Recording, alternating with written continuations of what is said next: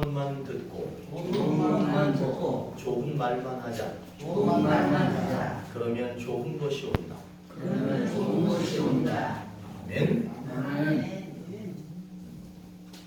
오늘 우리가 함께 나눌 말씀의 제목은 하나님이 우리와 함께 예수님을 전하신다. 성경에 보시면 구약 성경이 있고 신약 성경이 있는데 그 신약 성경의 두 번째 책이 제목이 뭐냐 하면 마가복음입니다. 마가복음은 마가라고 하는 사람이 그 내용을 기록했다는 거예요. 이 마가라는 사람은 그러면 어떤 사람이냐 하면 예루살렘에서 매우 부유한 가정에 태어나서 그렇게 잘 자랐습니다. 좀 안타깝지만 아버지가 좀 일찍 돌아가셨어요. 하지만 그의 어머니의 신앙이 얼마나 좋은지 그 집에서 많은 사람들이 모여서 하나님께 기도하고 기도회를 여는 그런 신앙의 가정이었고 그 어머니는 매우 신앙이 좋은 그런 분이었습니다. 마가는 어릴 때부터 집에서 기도회가 열렸기 때문에 신앙 좋은 사람들과 교제했고 특별히 예수님의 제자들, 사도들 그들과 함께 예배드리고 기도할 수 있는 기회를 가질 수 있었습니다. 그렇게 좋은 분위기 속에서 신앙을 잘 뿌리내릴 수 있었습니다. 특별히 외삼촌인 바나바, 아주 신앙이 좋은 바나바, 그리고 예수님의 제자였던 베드로에게 좋은 영향을 받았습니다. 그런 분위기 속에서 마가는 자연스럽게 예수님을 따라가는 그런 열심 있는 모습도 보여주었습니다. 신앙이 매우 좋은 어머니, 경건한 가정의 분위기 속에서 살았지만 여러분 모든 사람에게는 아무리 다 갖춰진 것 같아도 한계가 있을까요? 없을까요? 누구나 한계가 다 있습니다. 이 마가에게도 한계가 있었습니다. 로마의 군인들이 예수님을 묶어서 끌고 갔습니다. 그리고 나서는 예수를 따르던 사람들도 잡아들이기 시작할 때 이 마가는 아마 그 나라 사람들은 잠을 잘 때 옷을 다 벗고 자는지 옷을 벗고 그냥 이불 하나만 덮고 있었다네요. 로마의 군인들이 잡으러 왔더니 얼마나 두렵고 겁나고 급했던지 덮고 있던 이불을 확 던지고 도망가기 시작하는데 성경은 알몸이었더라 이렇게 기록하고 있어요. 얼마나 급했든지 그냥 예수님이고 창피한 거고 모르고 다 집어던지고 그렇게 도망쳤던 부끄러운 역사, 부끄러운 자신의 삶을 가졌던 순간도 있었습니다. 오순절날이 되었을 때 그의 집에서 그의 집을 가리켜서 마가의 다락방이라고 얘기합니다. 마가의 다락방 그의 집에서 기도회를 하는데 성령이 임했습니다. 바람 같은 성령, 두 같은 성령이 임했습니다. 그때 마가는 무슨 생각을 했느냐 하면 나는 성령을 체험했으니까 나는 완전히 변화받았어. 그리고 이제는 하나님이 주시는 힘으로 능력으로 그렇게 살아갈 수 있을 거야 라는 생각을 분명히 했습니다. 그리고 더군다나 어떤 일을 하게 되느냐 하면 바나바와 바울이 선교사로 파송을 받을 때 마가도 그 선교 여행에 같이 동참했습니다. 그런데 여러분 어떤 일이 벌어졌느냐 하면 선교를 가면은 목숨 걸고 가야 되는 거예요. 복음을 전하는 것은 생명 걸고 가는 거예요. 얼마나 힘이 들었든지 마가가 중간에 그만두고 집으로 돌아옵니다. 바나바 그리고 바울은 생명을 걸고 복음을 전하는데 마가는 그냥 중간에 돌아옵니다. 어려운 거, 힘든 거 그거를 참아내지 못하고 견디지 못하고 포기하는 그런 모습도 보여줬습니다. 여러분 이 마가는 매우 신앙적인 분위기에서 자랐습니다. 또 하나님께서 특별하게 주시는 성령 하나님을 몸으로 체험했습니다. 그러나 그에게는 무엇이 없었느냐? 한번 따라해 보시겠어요? 진실한 신앙. 하나님이 함께 하시는 신앙. 그게 없었다. 자기는 다 가졌는 줄 알았어. 그러나 그게 없었던 겁니다. 마가는 그렇게 실패합니다. 여러분, 실패의 원인, 우리들도 실패하는 원인이 뭐냐 하면 자기에게 신앙이 있는 줄 아는 거, 그게 실패의 원인입니다. 성령을 체험했기 때문에 하나님께서 나에게 특별한 능력을 주실 거야 라고 생각하는 거, 그게 실패의 원인입니다. 밑도 끝도 없이 주의 복음 들고 나는 주의 복음을 전할 수 있어 라고 자신 있어 하는 것도 실패의 원인이 된다는 거예요. 여러분, 마가는 그렇게 많은 것을 갖췄지만 한계에 부딪혔습니다. 그런데 오늘 성경이 참 많은 구절이었는데 그거를 잘 읽어주셨어요. 오늘 이 말씀에 나오는 빌립이라는 사람이 있습니다. 이 사람은 성공적인 삶을 삽니다. 오늘 한번 마가와 이 빌립을 비교해서 한번 보시기를 바랍니다. 오늘 말씀에 여러분, 에티오피아라고 하는 나라가 있습니다. 그 에티오피아의 모든 국가 재산을 관리하는 내시가 매우 권력이 있는, 왕다움으로 권력이 있는 그 내시가 자기네 나라에서 예루살렘에 가서 예배를 드린 후에 마차 수레를 타고 자기네 나라로 돌아가고 있었습니다. 그때 주의 사자가, 여러분 주의 사자를 잘 기억하셔야 돼. 주의 사자가 빌립에게 나타납니다. 그리고 빌립에게 말합니다. 남쪽 광야로 가라. 그렇게 말합니다. 빌립이 남쪽을 향해서 걸어가 보니까 거기에 무엇이 있었느냐 하면 에티오피아 내시가 타고 가는 수레가 있었습니다. 성령께서 다시 말합니다. 빌립에게 말합니다. 수레로 가까이 가라. 빌립이 수레에 가까이 가서 보니까 무슨 소리가 들려요. 소리를 들어보니까 이 내시가 성경책을 읽고 있는 거예요. 그 성경의 내용이 어떤 거였느냐 하면 이사야서라고 하는 이사야가 쓴 글을 막 읽고 있는 거예요. 그러니까 빌립이 내시에게 말을 겁니다. 지금 당신이 읽고 있는 그 내용을 이해하고 있습니까? 당신이 지금 읽고 있는 그 내용을 알겠습니까? 라고 물어요.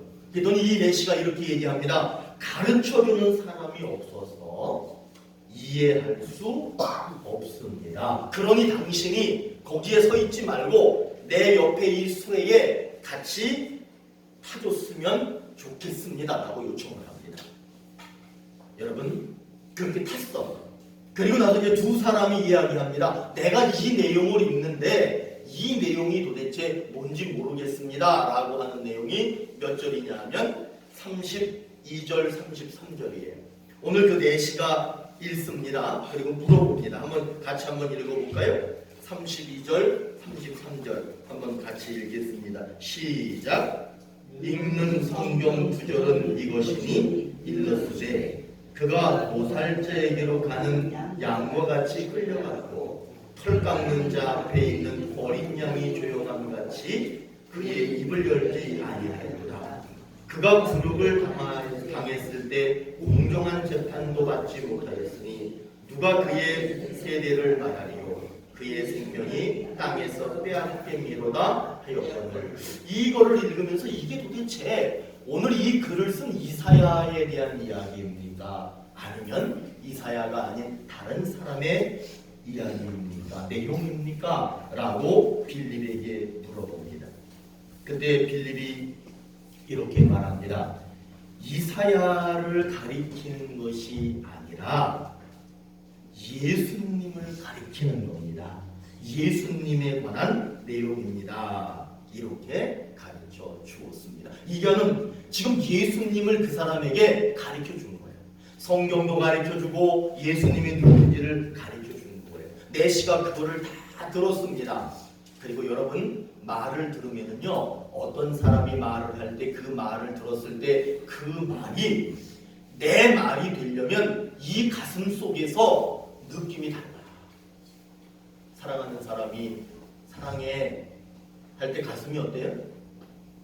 이미 다 오래 지나가지고 감각이 없을 수도 있는데 잘 옛날 생각을 한번 해봐. 옛날에 20대 때 이럴 때 좋아하는 사람이 사랑해요 그럴 때 가슴이 어땠어요? 막 떨리지? 기분 좋지? 막 하늘을 날아갈 것 같지? 그런 기분을 한번 가져보셔. 나는 이제 나이가 70대 안 돼서 이제 그런 거 몰라 이렇게 하시지 말고 그런 느낌. 지금 빌립이 내시에게 하나님의 말씀을 전해줬더니 그걸 들을 때 이 사람 가슴 속에서 뭔가 뭉클한 게 있는 거예요. 그러면서 두 사람이 가다 보니까 거기에 물이 있는 거야. 그러니까 내시가 빌립에게 말합니다. 내가 혹시 세례를 받고 싶은데 혹시 내가 못 받을 이유가 있을까요? 문제되는 게 있을까요? 라고 물어봅니다. 그때 빌립이 마차를 세웁니다. 그리고는 두 사람이 물가로 내려갑니다. 그리고는 빌립이 그 자리에서 그 내시에게 세례를 주었습니다. 그리고 마지막 성경에서 마지막 끄트머리에서 뭐라고 얘기하느냐면 주의 영이 빌립을 이끌어 갔더라. 에티오피아 내시는 예배 드리는 사람이었습니다. 그런데 여러분 놀라운 게 뭔 줄 아세요? 예배를 드리는 사람인데 성경을 몰라. 예배를 드리는데 성경이 도대체 무슨 내용인지를 몰라. 더군다나 예수님이 성경 속의 주인공인데 그 예수님이 누군지 어떤 분인지를 모르고 있다는 거예요. 여러분 어떻습니까? 여러분 예배 드리고 계시는데 성경 말씀 잘 알고 계시죠? 그래도 우리는 무조건 아멘 해야 돼. 그러면 하나님께서 도와주시지 않겠어요? 여러분 우리는 예배를 드리는데 성경 말씀도 잘 아시는 줄로 믿습니다. 성경 말씀을 저 멀리 두시면 안 돼. 성경이 이해가 되지 않더라도 성경을 가까이 해보시면 여러분의 인생에 큰 도움이 됩니다. 그리고 여러분 예수님 잘 아시죠? 아멘. 여러분 예수님 잘 아시죠? 아멘. 아멘 해야 돼. 근데 이 내시는 몰랐어. 이 내시는 성경도 몰라. 예수님도 몰라. 그냥 예배만 드리는 거야. 우리는 꼭 그렇게 되면 안 됩니다. 예배 드리고 성경도 알고 예수님도 다 알아야 됩니다. 이 사람은 잘 몰랐어. 근데 이 사람이 어떻게 되느냐 하면 예수님을 알게 됐어. 그리고 성경도 깨닫게 됐어. 그리고 이 사람은 세례까지 받았어요. 근데 여기서 여러분 중요한 게 있습니다. 그러면 이 아무것도 몰랐던 에티오피아의 내시가 예수님도 알고 성경도 알고 세례를 받고 그랬던 것이 빌립이 열심히 노력해가지고 된 것이냐? 빌립 혼자만의 노력으로 된 것이 아닙니다. 오늘 성경 말씀을 눈으로 한번 보세요. 26절에 보시면은 이런 말이 나옵니다. 주의 사자라고 하는 말이 나오죠. 그 다음에 29절 한번 보세요. 거기에 성령 이런 말이 나오죠. 그리고 39절을 보세요. 주의 영 이런 말이 나오죠. 이것은 하나님이 처음부터 끝까지 함께 계시면서 하나님도 빌립과 함께 일하셨다는 것을 말해주고 있는 겁니다. 그리고 여러분 하나님이 이렇게 일하실 때 오늘 35절에 보시면 빌립도 일을 합니다. 빌립이 무슨 일을 하느냐 하면 빌립이 입을 열어, 그러죠? 빌립이 입을 열어 예수를 가르쳐 복음을 전하니 빌립이 입을 열어 예수님을 전했다는 거예요. 에티오피아 내시가 성경을 알고 예수님을 알고 세례를 받았다라고 하고 세례를 받으면서 하나님의 자녀가 된 것은 하나님과 빌립의 합작품입니다. 하나님이 일하셨고 빌립이 일하고 하나님이 예수의 복음을 전하고 빌립이 입을 열어 예수의 복음을 전했기 때문에 이 에티오피아 내시가 바뀌게 된 거예요.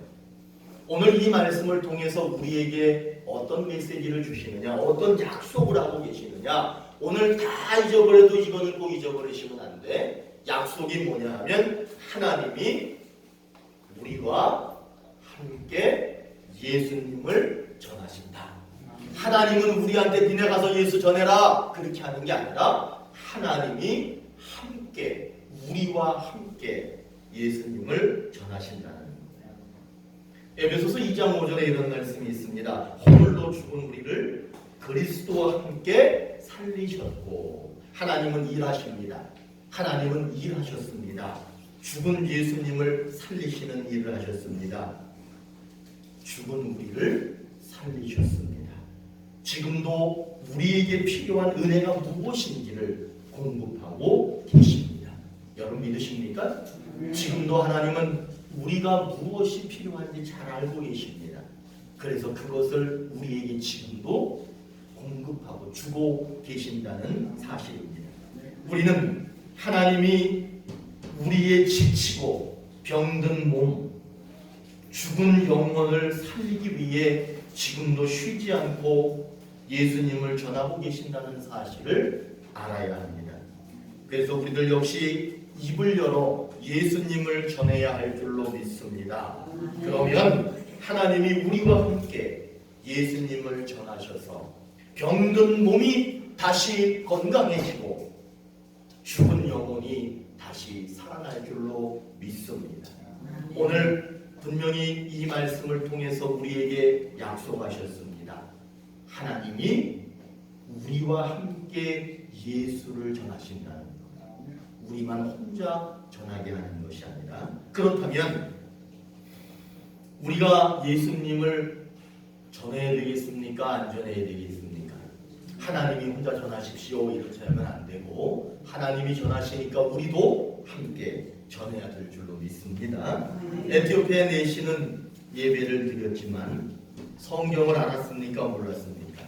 이해할 수 없는 거예요. 사실 우리랑 비슷해요. 성경이 이해가 안 되는 거야. 예수님이 누군지 알지 못했어요. 하나님은 그러나 그 에티오피아의 내시 구원하시기 위해서 빌립을 움직이셨어요.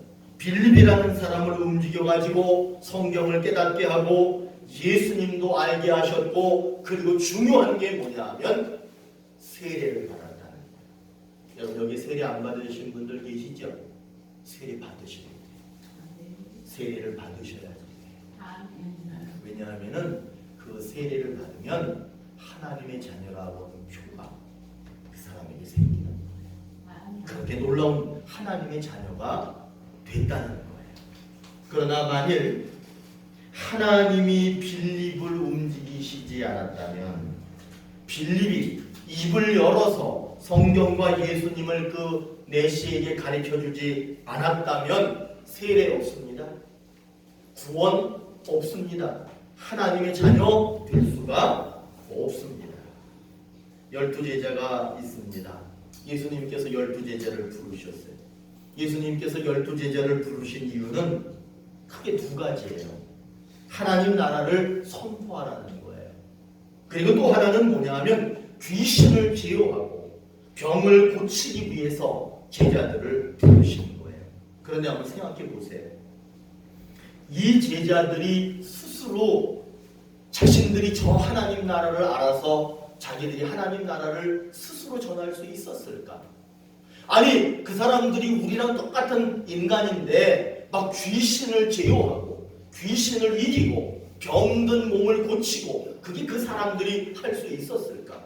여러분 그건 불가능한 거예요. 그러나 그 부름받은 제자들이 그런 능력을 행할 수 있었던 이유는 뭐냐 하면 누가 그들과 함께 하는 거예요?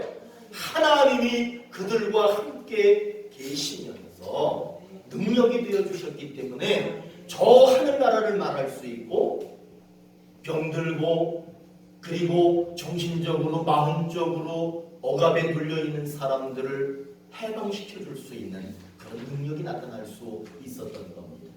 여러분 이렇게 12제자를 하나님이 부르신 이유는 그런 일들을 하기뿐, 그리고 그들과 함께 하시기 위해서 그렇게 해주신 거예요. 우리는 입을 열어서 성경이 무슨 내용인지 말해주어야 합니다. 나도 모르는데 그걸 어떻게 말합니까? 이렇게 하시면 안 돼요. 그러니까 열심히 성경을 아셔야 되는 거예요. 그리고 나서 예수님도 말해주셔야 될 줄로 믿습니다. 왜냐하면 하나님은 지금도 일하고 계셔요. 그렇기 때문에 우리들도 그런 일을 해야 되는 거예요.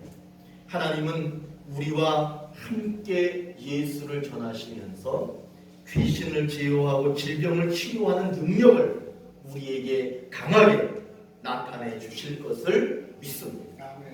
우리 지훈이 아멘. 아멘. 그렇게 할 줄로 믿습니다. 오늘 하나님이 우리와 함께 예수님을 전하시는데 여러분 거기에 능력이 나타난다는 거거든요. 그러기 위해서는 우리들도 하나님과 함께 예수님을 전해야 될 줄로 믿습니다. 성경의 내용을 모르고 예수님이 어떤지 어떤 분인지를 모르는 이 에티오피아의 내시, 그러나 빌립을 만나서 성경과 예수님을 배워서 알게 되었습니다. 에티오피아의 내시와 빌립 두 사람이 만난 것처럼 보이지만 두 사람이 만나서 이러쿵저러쿵 대화를 나누면서 에티오피아의 내시가 세례받고 하나님 자녀가 된 것처럼 보이지만 여러분 그 두 사람 사이에 누가 계셨어요? 주의 사자가, 성령이, 주의 영이, 다시 말하면 하나님이 그 사이에 처음부터 끝까지 함께 계셨기 때문에 변화가 일어나고 하나님의 자녀가 될 수 있었던 겁니다. 마가라고 하는 사람으로 제가 처음에 말씀을 드렸는데 마가는 신앙이 좋은 가정에서 자랐어. 성령 세례도 받았어.